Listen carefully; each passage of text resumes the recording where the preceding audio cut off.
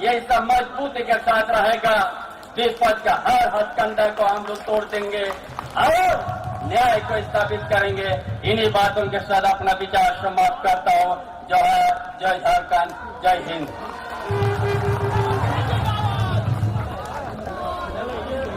अब मैं उस शख्सियत को बुलाने जा रहा हूं जो मणिपुर से लेकर मुंबई तक के लिए निकले हैं, कन्याकुमारी से लेकर कश्मीर तक नफरत के बाजार में मोहब्बत की दुकान खोलने निकले हैं, आदरणीय राहुल गांधी जी।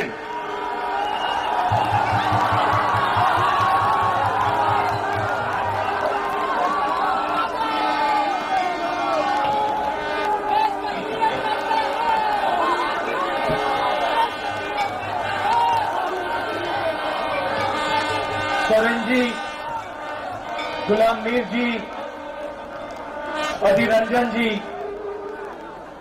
जयराम रमेश जी, राजेश ठाकुर जी, अलमगीर आलम जी, प्रदीप यादव जी, स्टेज पे कांग्रेस पार्टी के वरिष्ठ नेता, हमारे कोलिशन पार्टनर के वरिष्ठ नेता, भाइयों और बहनों, प्रेस के हमारे मित्रों, आप सबका यहां बहुत बहुत स्वागत, नमस्कार।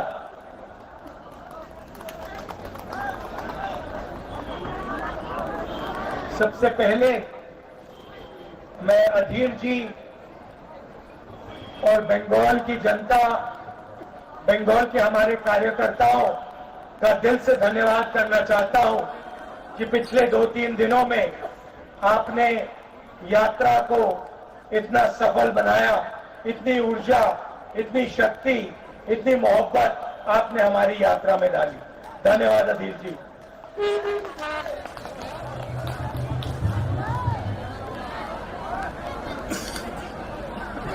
एक साल पहले हमने भारत जोड़ो यात्रा कन्याकुमारी से कश्मीर तक शुरू की। यात्रा का लक्ष्य जो आरएसएस और बीजेपी के लोगों ने देश में नफरत और हिंसा फैला रखी है, उसके खिलाफ खड़ा होना और उनकी विचारधारा के सामने हमारी विचारधारा, मोहब्बत की विचारधारा, भाईचारे की विचारधारा रखने की थी। यात्रा में एक लाइन में हमारी पूरी की पूरी सोच, एक लाइन में, एक नारे में यात्रा से निकली। नफरत के बाजार में मोहब्बत की दुकान खोलनी है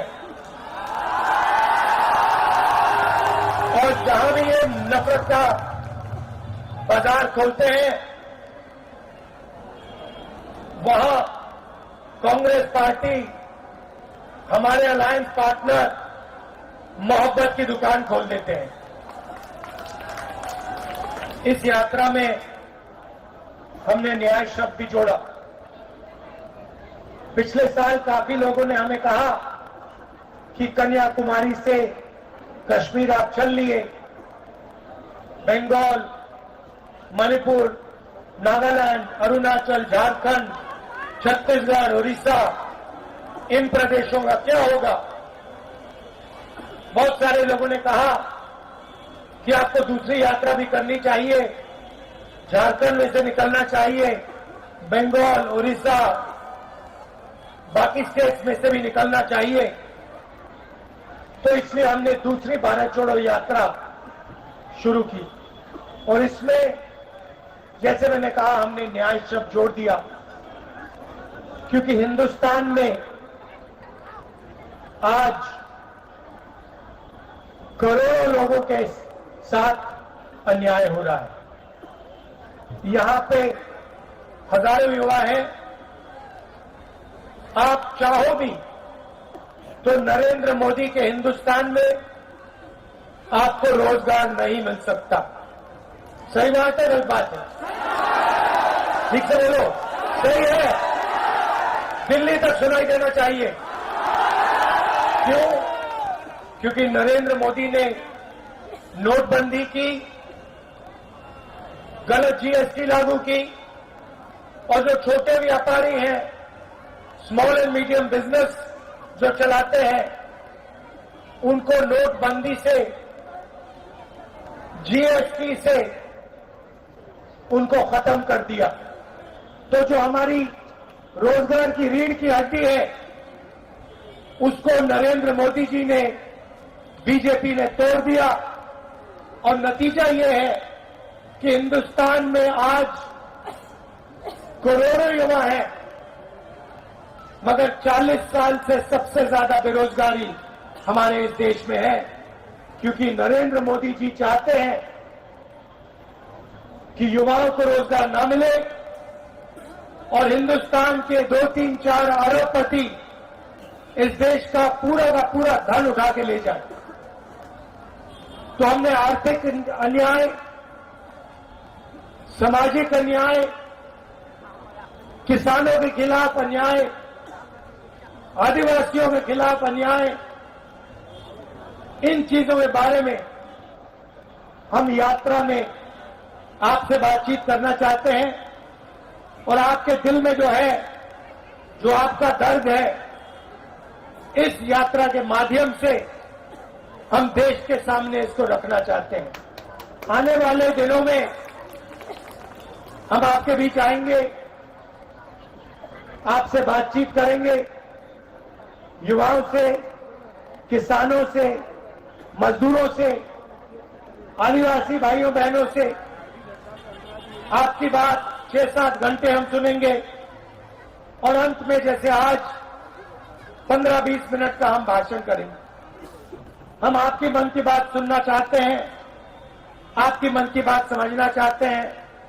हम अपनी मन की बात आपने सामने नहीं रखने आए हैं। भाइयों और बहनों,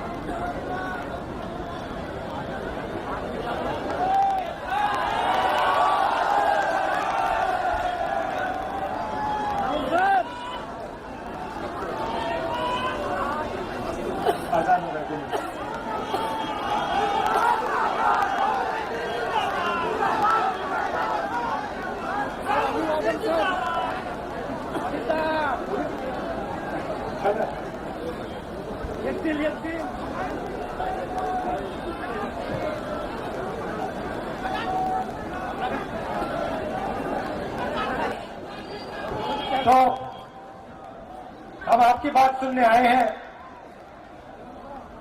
आपके दिल में जो है वो समझने आए हैं। आने वाले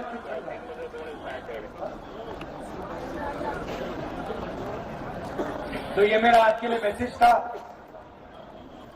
आने वाले दिनों में आप हमारे साथ चलिए, यात्रा में शामिल होइए और जैसे मैंने कहा, नफरत के बाजार में मोहब्बत की दुकान खोलिए। आखिरी बात मैं कहना चाहता हूं, आपने देखा कि आपने जो सरकार चुनी थी, आपने वोट डाल के जो सरकार चुनी थी, उस सरकार को बीजेपी ने चोरी करने की कोशिश की, उसको उखाड़ने की कोशिश की। और मैं खुशी से कह रहा हूं कि उनकी जो साजिश थी, उनके खिलाफ हम सब खड़े हो गए और आज यहां हमारे चीफ मिनिस्टर साहब नए इलेक्ट होके आए हैं। लड़ाई विचारधारा की है, उनके पास धन है, सारी की सारी एजेंसीज हैं, जितना दबाव डालने की कोशिश कर सकते हैं वो करें, हमें कोई फर्क नहीं पड़ता। हम बीजेपी से, आरएसएस से डरने वाले नहीं हैं।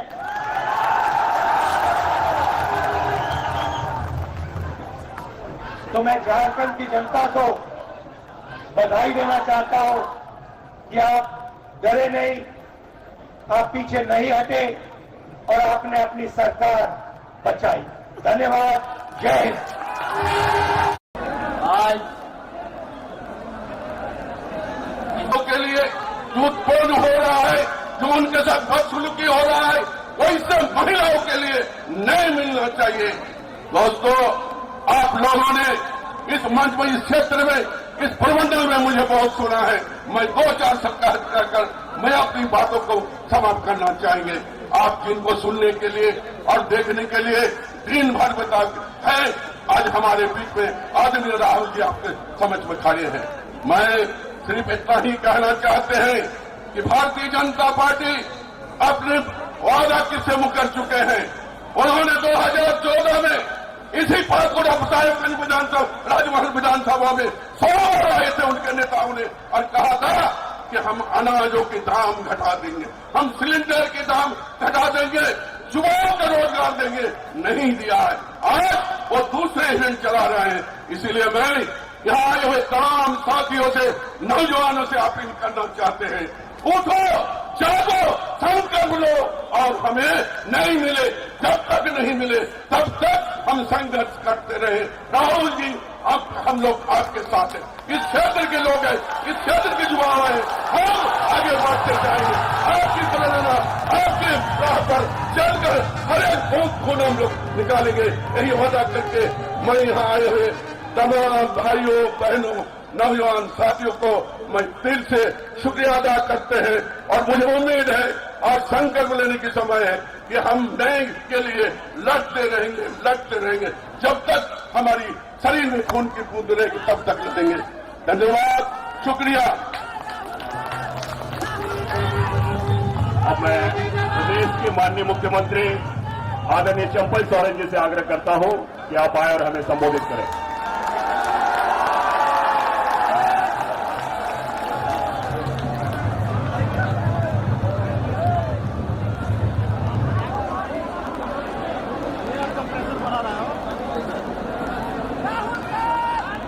आज झारखंड की धरती में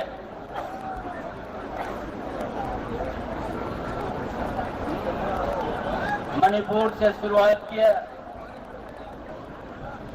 भारत जोड़ो न्याय यात्रा का नायक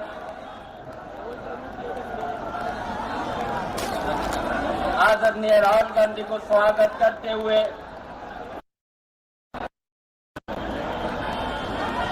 इस प्रदेश कांग्रेस कोटी के प्रदेश अध्यक्ष राकेश ठाकुर जी, सहयोगी मंत्री आलमगीर आलम, इस मंच पर सभी वरिष्ठ नेतागण और उपस्थित भाइयों बहनों, क्रांतिकारी युवा साथी, पत्रकार बंधु, सबसे पहले आप सबों को हमारे ओर से जोहार, नमस्कार। आज आप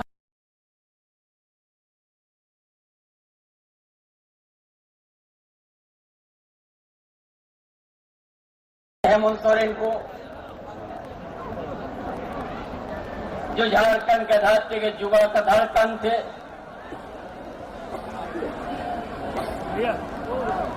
यह केंद्र सरकार के केंद्रीय एजेंसी माध्यम से जो झारखंड की जनता के लिए जो आज दिन रात जो विपक्ष ने 20 साल तक कुछ नहीं काम किया था, इस 4 साल के अंदर ऐसा काम और ऐसा विकास का काम का लकीर खींचा। उससे भी विपक्ष उनका घबराहट ऐसा युवा नेत्री को झूठा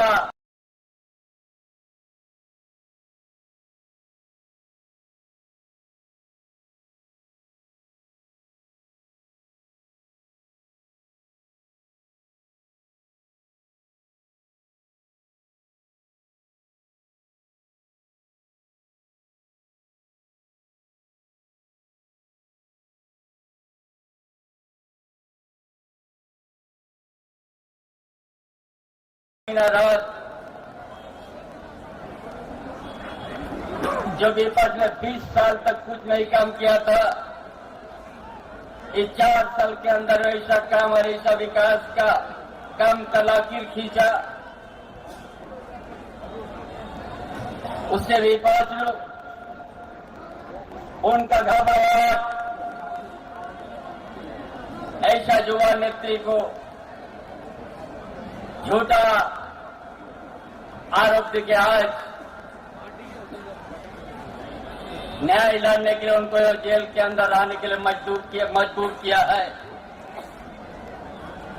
और इसलिए यही सोच के साथ ये न्याय यात्रा का जो है नायक है, भाई राहुल गांधी का यही सोच है। भारत जिसके लिए आजाद हुआ था, या भारतवासी को आज न्याय नहीं, जो मुट्ठी भर पूंजीपति के हाथों में यहाँ का बागडोर चल गया है,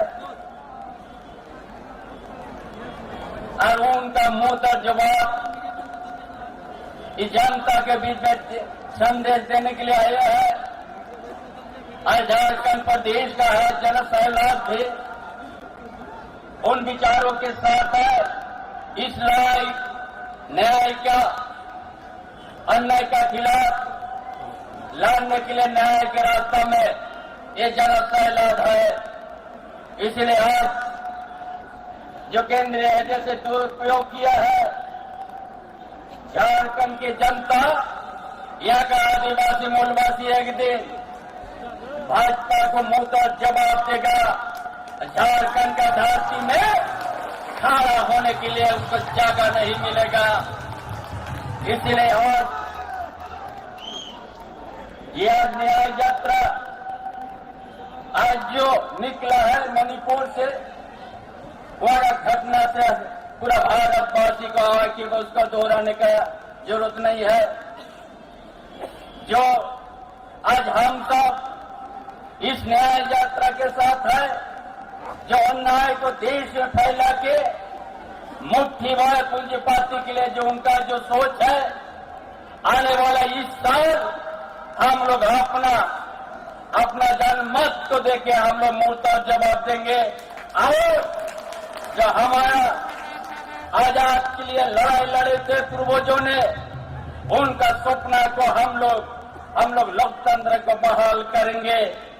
यहाँ का संविधान जो अम्बेडकर रचना करके दिया है, उसको हम लोग बचाएंगे। और आज झारखंड का गठबंधन ये साबित कर दिया सरकार बना के कि आज विपक्ष का हथकंडा को हम लोग तोड़ दिया और सरकार बनाया। इसीलिए आज हमारा पार्टी का आज स्थापना दिवस है, हमको वहां भी भाग लेना है। हमारी शपथ ग्रहण के बाद पहला आप लोगों Bengal is a very important counterweight. Rabindranath Tagore. My social media, YouTube, Facebook, is all shadow banned by the companies themselves. एक बात समझिए आप, आज लालू जी का इंटेरोगेशन चला, तेजस्वी का इंटेरोगेशन चला, सोरेन जी का इंटेरोगेशन चला, तो आप क्या सोचे कि नीतीश जी ऐसे बिना दवा के भाग गए क्या?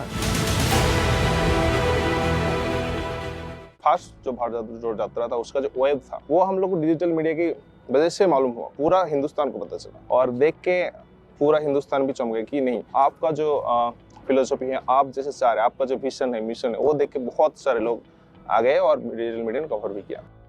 मेरे चैनल पे इतना पॉलिटिकल प्रेशर जा रहा है और मेरे घर पे भी हो चुका है रेड वगैरह ये सब 60 आवर्स 2022 अगस्त 60 आवर्स चैनल पे 80 आवर्स मेरे घर पे 60 आवर्स और शुरू में जब स्टार्ट हुआ 2-3 घंटे के बाद मुझे पता चल गया कि ये पिकनिक हो रहा है आ रहे खा रहे बस सो रहे पर 60 घंटे मुझे वो जो मेंटल ट्रॉमा झेलना पड़ा था उसकी वजह से एंड स्टिल नाउ नोटिस आते ही रहते एज अ इंडिविजुअल मेरी जो आइडियोलॉजी है मैं कभी ऐसे बोल नहीं पाती हूँ या कोई कुछ सोचता है कि सरकार को सवाल पूछती है तो इसका मतलब ये मतलब मेरे स्टेट में टीएमसी की दलाल कहा जाता है मुझे If you're serious about your work, then you have to accept the fact that there is an ideological war going on. First of all, if you define India idea with one language, one leader, one ideology, one religion, then there's no attack taking place. Then you're all fine. If you define India as a pluralistic country which has multiple languages, a negotiation between states, then there is an attack taking place. If you value Bengali, maybe there's an attack taking place because at the end of the day, what the BJP is doing is attacking your history and your culture, your tradition, your religion, your language. Okay? So that's the first thing. Second thing is it is not only the BJP that's doing it. It is multiple forces that have aligned that are doing it. Some of those forces are internal to India, some of those forces are external to India, some of those forces are political forces, some of them are economic forces, etc., etc., etc. Do you realize that my social media, YouTube, Facebook, Twitter, is all shadow banned by the companies themselves? Exactly. You realize that? Yeah. We have more than 10 million gig laborers here. Do you have any plan of a concrete movement? We've got a model which we've run in Rajasthan in a limited way, and then now we are testing in both Karnataka and Telangana, guaranteeing them certain minimum benefits, certain minimum support structures. आपने नागालैंड के मोकुकचुंग में कहा था कि महिलाओं को ज़्यादातर politics पे आना चाहिए नॉर्थ ईस्ट की स्पेशली और बाद में आप और भी जगह जाएंगे तो आपका ये बोलने का कारण क्या था? I mean, आप देखो यहाँ पे कितने लोग बैठे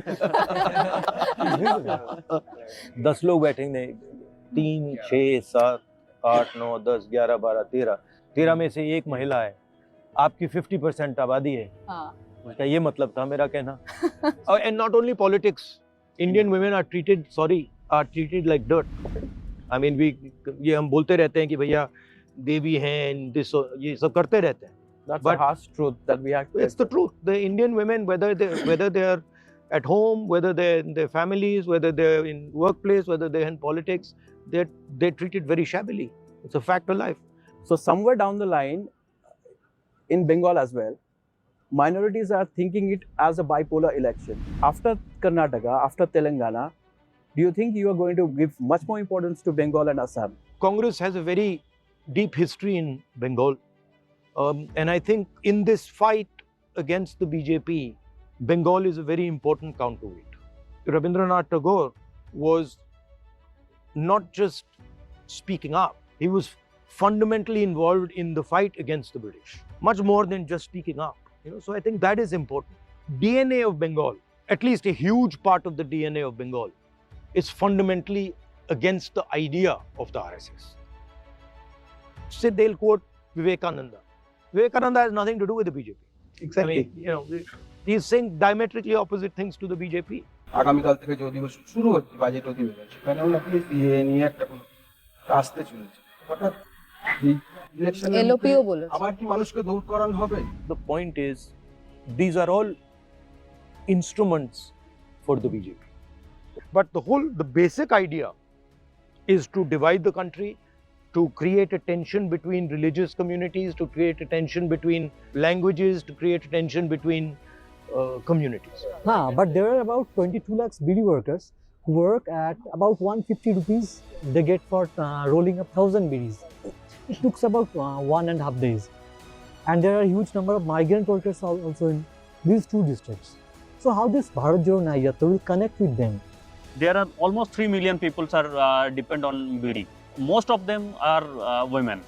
और आपको पता ही होंगे कि टोबैको पॉलिसी जो है उसमें तो बीड़ी वर्कर को सप्रेस करते करते मतलब इसको खत्म ही कर देना चाहता है। तो इसके लिए हमारे पास क्या ऑल्टरनेटिव है? Do you think a country like India in the 21st century can succeed without manufacturing? Absolutely No. not. You think there's any chance? No. Why? We need employment. And you simply cannot generate the levels of employment that you need Exactly. Because of from population. services. It is impossible. So, large country like India has to get into the business of production. Now, we've got a big thing going on about cell phones being made in India. Please understand, all the components come from China and they assembled a cell phone in India. It's a fundamentally different thing. So, India has accepted or has decided as a country that we can get away without production, and we can also get away with full disrespect towards our producers. How do you disrespect the producers? First of all, you shut the door of the banks to them. You just turn around and say, listen, anybody who wants to work in the BD industry, or a farmer, or somebody who wants to manufacture some little product, somebody who's from the small and medium industry who wants to make a component for this truck, you say, sorry boss, banks are not going to lend to you. Banks are only going to lend to the 3 or 4 or 5 Big fishes. Big fishes. If by the way you have a problem as a farmer and you have a bad monsoon or you have a bad rainfall, or as a BD worker you have some sort of a disaster, right? We're never going to forgive you. No waiver is No there. way. So if you need your bank loan forgiven, no. You're poor, you're a producer, never are we going to forgive you. Well, if you're a rent seeker, right, we are more than happy to forgive 14 lakh crores of bank loans. So over the last 10 years, there is a massive attack on the producers. One of the central pillars of this Nyay that we are talking about is how to bring India back on track to production. আমরা দেখেছি যে স্বাধীনতার পর থেকে দীর্ঘদিন ধরে কংগ্রেস জাতীয় স্তরে ক্ষমতায় ছিলেন, বিভিন্ন রাজ্যে ক্ষমতায় ছিলেন, কিন্তু যত দিন যাচ্ছে কংগ্রেস ভাঙছে। আপনি বলছেন যে ইন্ডিয়ার সবচেয়ে কারাপ্ট মুখ্যমন্ত্রী হচ্ছে অসমের মুখ্যমন্ত্রী হিমন্ত বিশ্ব শর্মা, কিন্তু সেই হিমন্ত বিশ্ব শর্মা তো আপনাদের এই সঙ্গেই ছিলেন এক সময়। জ্যোতিরাদিত্য সিন্ধিয়া, কিছুদিন আগে মহারাষ্ট্রের একজন সাংসদ তিনি চলে গেছেন। তো পরের বারে আবার অন্য কেউ কংগ্রেসের নেতা লিডাররা যে বিজেপিতে যাবে না বা চলে যাবে না, এইটা মানুষ কিভাবে আপনাদেরকে বিশ্বাস করবেন? I want people like Himanto and Milen to leave. Perfectly okay with it. Himanto represents a particular type of politics, right? That's not the politics of the Congress party. I mean, have you seen some of the statements that Himanto makes about Muslims? Yes, that's very demonizing. Have you seen them? Have you heard them? I don't want to have anything to do with them, because there's certain values that I like to defend. India जोट का जो agenda है ये तो लोगों के पास अब तक पहुंचा नहीं है। लोगों का सवाल है, जो क्वेश्चन है, जो किसको हम वोट दें, ये आप लोग एक साथ नहीं, देखिए, ये हिंदुस्तान की जो जनता है ना, ये चीज़ों को बहुत गहरे तरीके से समझती है।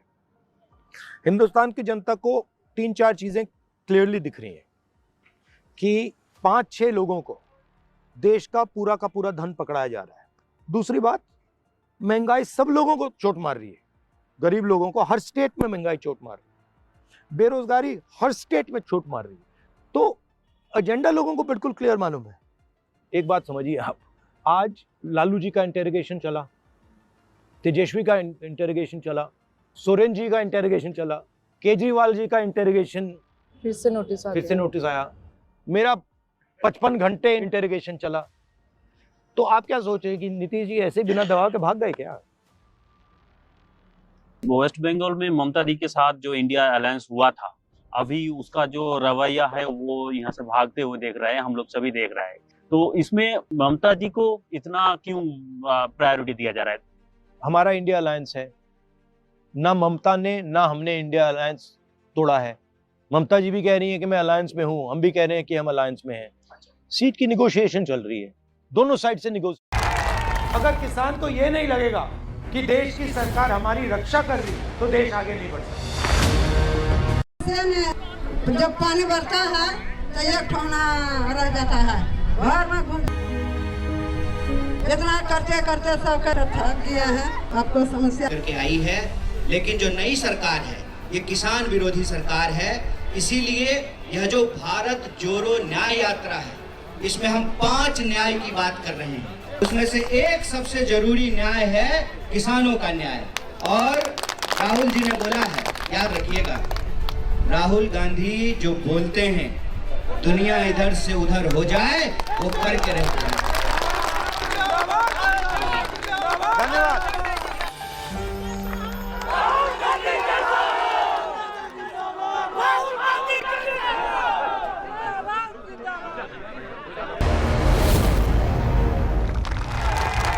अगर किसान को ये नहीं लगेगा कि देश की सरकार हमारी रक्षा कर रही तो देश आगे नहीं बढ़ सकता। डगर में जब पानी भरता है तो एक ठोना रह जाता है घर में घुस। इतना करते करते सब कर थक गए हैं। आपको समस्या करके आई है, लेकिन जो नई सरकार है ये किसान विरोधी सरकार है। इसीलिए यह जो भारत जोड़ो न्याय यात्रा है, इसमें हम 5 न्याय की बात कर रहे हैं। उसमें से एक सबसे जरूरी न्याय है किसानों का न्याय। और राहुल जी ने बोला है, याद रखिएगा, राहुल गांधी जो बोलते हैं दुनिया इधर से उधर हो जाए वो करके रहते हैं। धन्यवाद।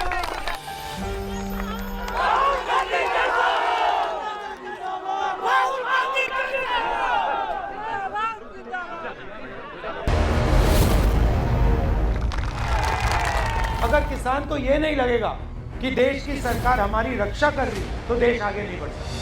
आज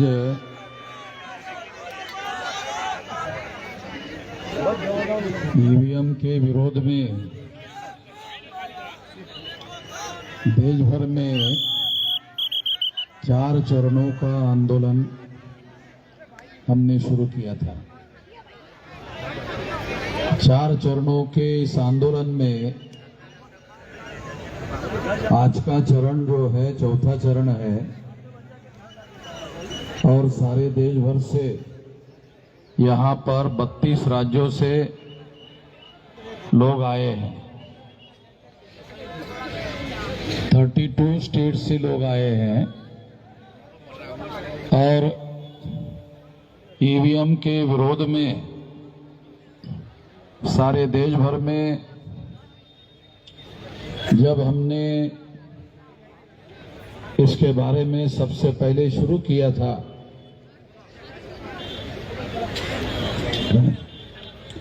जब सबसे पहले हमने शुरू किया था तो लोग इस बात को नहीं मानते थे कि ईवीएम में कोई गड़बड़ी होती है, मगर जो लोग इस बात को नहीं मानते थे कि ईवीएम में कोई गड़बड़ी नहीं होती है, कोई घोटाला नहीं होता है, अब लोग सारे देश भर के लोग ईवीएम में घोटाला होता है इस बात को मानने के लिए राजी हो गए। हम सब लोगों के लिए खुशी की बात है कि अब सारा देश जो है ईवीएम में घोटाला होता है और घोटाले से चुनाव हो रहे हैं, इस बात को अब लोग मानना शुरू कर दिए हैं। 2019 के चुनाव में चुनाव आयोग ने ये कहा था कि ये जो डाटा है, ईवीएम मशीन का डाटा है, पेपर ट्रेल का डाटा है, इसे साल भर सुरक्षित रखा जाएगा। मगर चुनाव आयोग ने 4 महीने में ही इसे नष्ट कर दिया। 4 महीने में नष्ट क्यों कर दिया? क्योंकि चुनाव आयोग को मालूम था कि ईवीएम में जो घोटाला किया गया है उसका दस्तावेजी प्रमाण ये पेपर ट्रेल मशीन का जो कागजी एविडेंस है, उसमें डॉक्यूमेंट्री एविडेंस है कि ईवीएम में घोटाला किया गया है। इसलिए चुनाव आयोग को ये चीज मालूम होने की वजह से इसे चुनाव आयोग ने साल भर सुरक्षित रखने के बजाय 4 महीने में ही नष्ट कर दिया। साथियों, मैं थोड़ा आप लोगों को बातें समझ में आ जाए, क्योंकि जो बात मैं समझता हूं वो बात आपको भी समझ में आ जाए कि ईवीएम मशीन को किस बैकग्राउंड के तहत लाया गया, तो आपको ये बात समझ में आ जाएगी।